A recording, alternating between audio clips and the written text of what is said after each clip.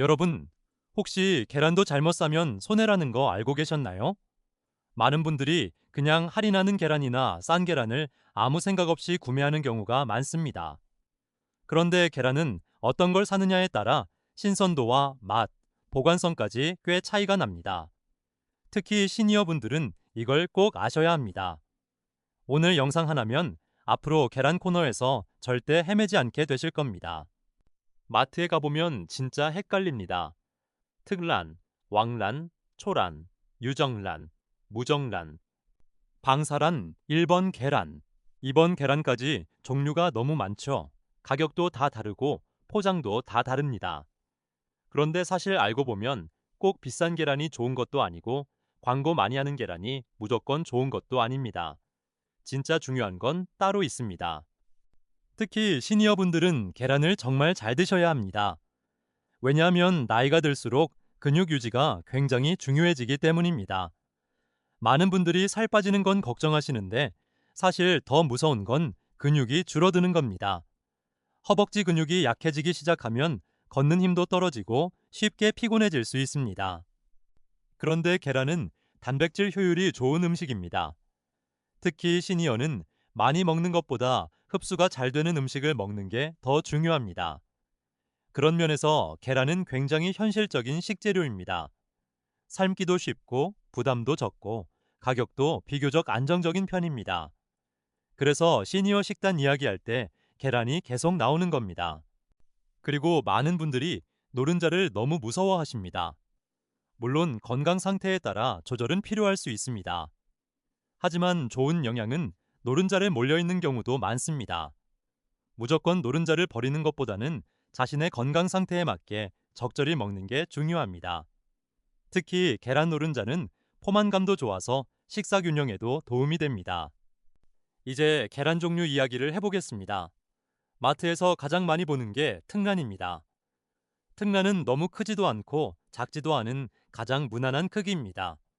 실제로 판매량도 많고 가장 대중적인 크기라고 생각하시면 됩니다. 시니어분들이 먹기에도 부담이 적어서 현실적으로 가장 많이 추천되는 크기 중 하나입니다. 왕란은 말 그대로 크기가 굉장히 큰 계란입니다. 그런데 여기서 중요한 건 크다고 무조건 더 좋은 건 아니라는 겁니다. 오히려 너무 크면 한 번에 먹기 부담스럽다고 느끼는 분들도 있습니다. 특히 시니어분들은 먹기 편한 크기가 더 중요할 수 있습니다. 그래서 현실적으로는 특란 정도를 가장 무난하게 선택하는 경우가 많습니다. 초라는 닭이 어릴 때 처음 낳는 작은 계란입니다. 크기는 작지만 껍질이 단단한 편입니다. 간혹 초란을 굉장히 특별한 건강식처럼 광고하는 경우도 있는데 실제로는 생각보다 영양 차이가 엄청 크다고 보기는 어렵습니다. 물론 식감 차이나 취향 차이는 있을 수 있습니다. 이제 유정란과 무정란 이야기를 해보겠습니다. 많은 분들이 유정란이 훨씬 더 건강하다고 생각하시는데 실제로는 생각보다 차이가 엄청 크다고 보기는 어렵습니다. 오히려 더 중요한 건 신선도와 보관 상태입니다. 현실적으로 우리가 마트에서 가장 흔하게 먹는 계란은 무정란입니다. 그리고 가격과 관리 측면까지 생각하면 무정란이 가장 현실적인 선택인 경우도 많습니다. 특히 시니어분들은 너무 광고 문구만 믿기보다 실제 신선도와 보관 상태를 더 중요하게 보시는 게 좋습니다. 겉에 적힌 이름보다 실제 관리 상태가 훨씬 중요한 경우도 많기 때문입니다. 이제 정말 중요한 이야기를 해보겠습니다. 바로 계란 껍데기에 적힌 숫자입니다.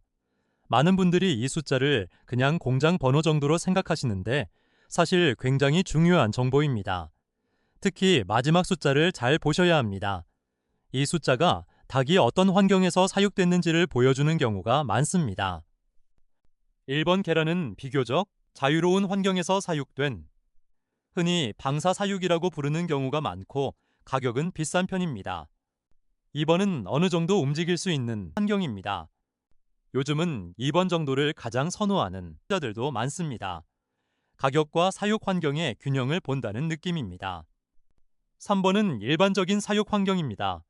마트에서도 흔하게 볼 수 있습니다. 그리고 4번은 비교적 좁은 케이지 환경입니다. 가격은 가장 저렴한 편인 경우가 많습니다. 그런데 중요한 건 무조건 비싼 계란만 찾을 필요는 없다는 겁니다. 현실적으로는 2번이나 3번 정도만 되어도 충분히 괜찮다고 보는 경우가 많습니다. 이제 실제 구매 팁을 알려드리겠습니다. 첫 번째는 껍데기 상태입니다.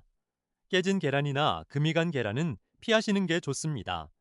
아주 작은 금이라도 시간이 지나면 문제가 생길 수 있습니다. 계란을 구매할 때는 꼭 포장을 열어서 껍데기 상태를 한번 확인해 보는 게 좋습니다. 두 번째는 냉장 상태입니다. 계란이 차갑게 잘 보관되고 있는지 확인해 보세요. 특히 여름철에는 굉장히 중요합니다. 냉장 관리가 불안한 계란은 신선도 차이가 꽤 크게 날 수 있습니다. 마트 냉장 진열 상태를 한번 보는 습관만 생겨도 훨씬 좋은 계란을 고를 가능성이 높아집니다. 세 번째는 너무 싼 계란을 무조건 좋은 기회라고 생각하지 않는 겁니다. 물론 저렴한 게 무조건 나쁘다는 뜻은 아닙니다. 하지만 지나치게 싸면 유통 상태나 보관 상태도 한번 같이 보시는 게 좋습니다.